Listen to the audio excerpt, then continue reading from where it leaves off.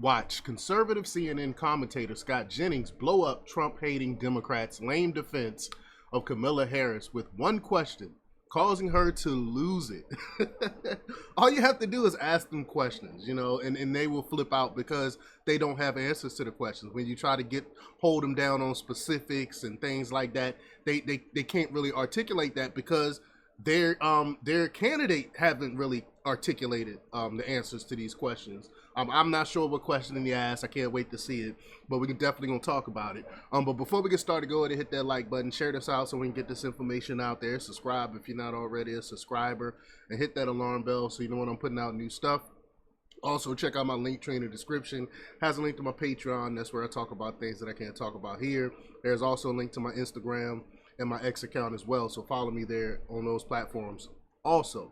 All right, so let's talk about this news. Now, this comes from the Gateway Pundit's Colleen Linebarger, and she reports that, as the Gateway Pundit readers know, Kamala Harris's long honeymoon has ended as President Trump has drawn even in the polls as the two candidates square off tonight in the first and only scheduled debate, which is unfortunate. I wish there were more debates, but we all know Kamala Harris is really afraid to debate Trump. We all know that. That's why there isn't any more debates, because the more she talks, the more she has to lose. But y'all check me out tonight. I'm gonna be covering it live. We're gonna be reacting to the debate live tonight. I look forward to that.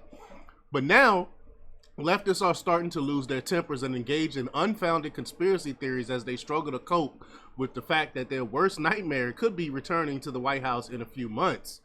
Democrat strategist and CNN in Spaniel political commentator Maria Cardona proved no exception to the liberal meltdown on Monday. During a discussion on the presidential race, Cardona lamely tried to spin the crumbling poll in favor of Harris with some questionable data. She stated that according to a CNN poll, Trump was out of the American mainstream on the issues that matter, while Harris's policies align with what America wants nationally. If that's the truth, why is she flip-flopping so much? But conservative commentator Scott Jennings completely blew up her nonsense with one pointed question. So let's get to that clip here. Here we go. All right, here we go. One of the key things that was a takeaway for me in the CNN poll was that the vast majority of Americans already believe that Donald Trump's policies are way too extremist, and that it's the vice president's policies that are much more mainstream and in line with what the majority of the American people value and believe. That is what she needs to continue to focus on, and how her policies will match that. Maria Cardona, Scott Jennings, we have to leave the conversation there. Appreciate you both. If that were true, if people believe he's an extremist, then why isn't she winning? Why is he winning in the New York Times poll? Why is this race tied nationally? I mean, you and I both know that if it's a tied race nationally, there's a 100% chance he's going to win the Electoral College. Oh, right. But see, we don't necessarily know that, Scott, because see, in 2022, the poll showed that Republicans were winning. The 2022 election showed that Republicans were winning. And there was going to be a massive red wave. There was no red wave, because after Roe v. Wade, the polls are underreporting, and they are not showing this massive mobilization of women and men that believe that women should have bodily autonomy, that believe that our democracy should be protected, that believe that a commander-in-chief should not be a liar-in-chief and should not be a conspiracist-in-chief. No, see, you said that to me the other day on air. That's not what I'm saying. What I'm saying is that women can go into a polling booth with more than one thought in their head, Scott. They can tell a pollster that the economy is their number one issue while they go into the polling booth and think to themselves, because I've heard them say this to me, you know what? The economy will come back. And I know that Vice President Kamala Harris is working to make sure that economy comes back. But Republicans want to steal my bodily autonomy and the right for me to make decisions about my own body and my family. And I don't want to grow up. I don't want my kids to grow up. I don't want to raise my daughter in a country where she's going to have less rights than I did. That is a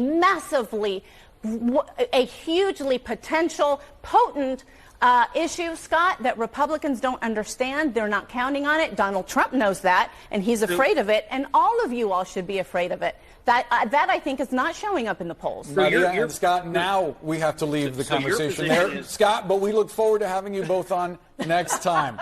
Appreciate it. Very lively discussion. Thank you so much.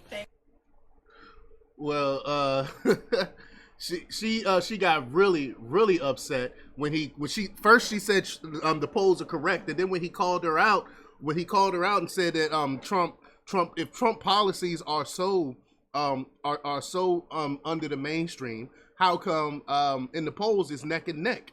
And she was like, well, now all of a sudden she don't want to trust the polls. You know what I'm saying? You can't have it both ways.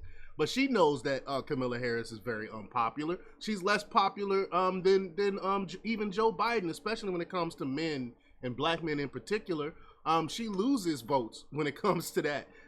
So this woman's just coping. She don't know how to explain it. She's upset. But y'all let me know what y'all think about this. Leave your comments down below. Like, share, and subscribe. And check out jjthepsychotherapist.com for the latest in news. Until next time, peace.